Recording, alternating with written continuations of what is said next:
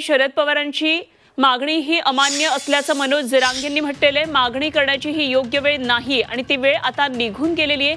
13 महिने आंदोलन सुरू होतं, त्यावेळी शरद पवारांनी ही भूमिका मांडली नाही। अगोदर 50% आत ओबीसी मधून आरक्षण द्या आणि त्यानंतर आरक्षणाची मर्यादा वाढवा, अशी प्रतिक्रिया मनोज जरांगेंनी मांडली आहे। मागणीबद्दल काही अडचण नाही, पण ही वेळ नाही ते म्हणण्याची। इथून पाठीमागच ती वेळ होती म्हणायचं।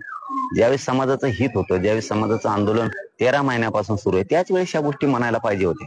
त्यावेळेस म्हणले नाहीत, आता म्हणले ठीक आहे, मागणी चांगली आहे, पण आम्हाला ती गोष्ट आता का मान्य नाही, तर त्याचं कारण असं आहे, तुम्हाला अगोदर आम्हाला 50%च्या आत 27% आरक्षणात घ्यावं लागणार। म्हणजे आम्हाला अगोदर 27% आरक्षणात 50%च्या आत ओबीसी आरक्षणात घ्या आणि तुम्हाला मर्यादा वाढायची तर आम्हाला संख्येच्या प्रमाणात आरक्षण पाहिजे।